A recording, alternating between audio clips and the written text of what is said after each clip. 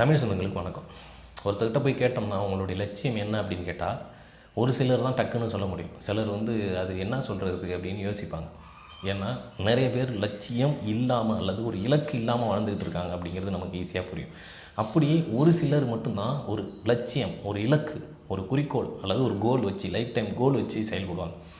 அப்படி உங்கள் ஜாதகத்தில் நீங்கள் ஒரு இலக்கு வச்சு தீர்மானித்து செயல்படுறீங்க அப்படிங்கிறத எப்படி தெரிஞ்சுக்கலாம்? உங்களுடைய ஜாதகத்தில் 11வது இடம் அது சொல்லுது உங்களுடைய இலக்கு என்ன, லட்சியம் என்ன, இலக்கு இருக்கா இல்லையா, அப்படியே போகிற போக்கில் போகிறீங்களா அப்படிங்கிறதெல்லாம் இந்த 11வது இடத்தை வச்சு சொல்கிறது.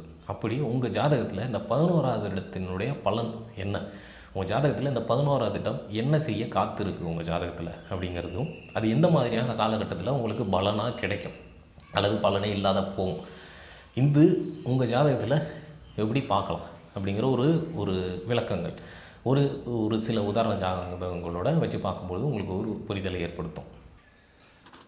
11வது இடத்தின் பலம் மற்றும் அதன் பலன்கள் அப்படின்னு சொல்லி இந்த வீடியோ. அதாவது 11வது இடத்தின் பலம் மற்றும் பலன்கள்னால் 11வது இடம் இந்த ஜாதகத்திற்கு உதாரணமாக பார்ப்போம். துலாம் லக்னம் 11வது இடம் என்ன வரும், சிம்மமாக வரும். அதன் அதிபதி சூரியன். இப்போ 11வது இடம் பாழ்பட்டிருக்கா அப்படின்னு கேட்டால் இல்லை, எந்த தீய கிரகத்தினுடைய தொடர்பும் இல்லை 11வது இடத்துக்கு. சரியா?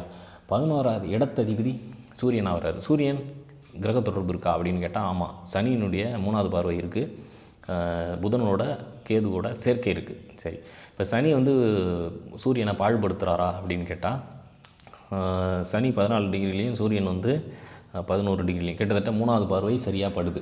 அப்போது சனி கொஞ்சம் பாழ்படுத்துகிறாரு அப்படின்னு சொல்லலாம். என்னென்னா கலங்கப்படுத்துகிறாரு, தன்னுடைய தன்னம்பிக்கையை கொஞ்சம் குறைப்பார் அப்படிங்கிற மாதிரி வந்துடும். உயிருக்கு ஆரோக்கியத்துவம் இல்லையா. அடுத்தது புதன் கேது இந்த சேர்க்கை.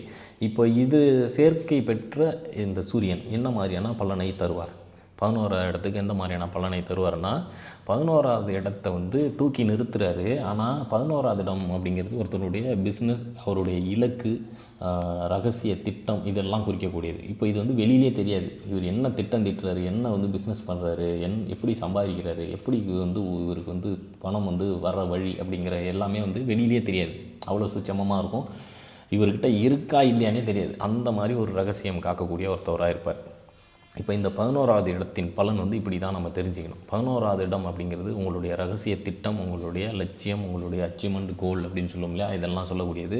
அது எந்த நிலையில் இருக்குது, அந்த வீட்டை பார்த்தா தெரியும், அல்லது அந்த வீட்டின் அதிபதி எந்த நிலையில் இருக்குது. ரெண்டுமே சிறப்பாக அமைஞ்சிருச்சுன்னா ஈஸியாக கிடச்சிரும்.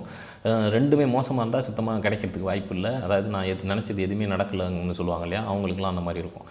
இல்லை அந்த பாவம் 11வது பாவம் சிறப்பாக இருக்குது அப்படின்னு சொன்னால் எப்படியோ கிடச்சிரும் அப்படிங்கிற மாதிரி இருக்கும். அதாவது காலதாமதமாக கிடைச்சாலும் எப்படியோ நமக்கு கிடச்சிருச்சு அப்படிங்கிற அந்த திருப்தியை கொடுத்தோம்.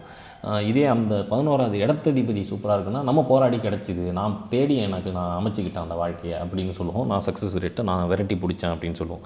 இதுதான் வித்தியாசம். இப்போ நான் சொன்ன விளக்கங்கள் உங்களுக்கு ஒரு ஜோதிட புரிதல்களை ஏற்படுத்தியிருக்கும்னு சொல்லி நான் நம்புகிறேன் இந்த விளக்க ஜாதகம் மூலமாக.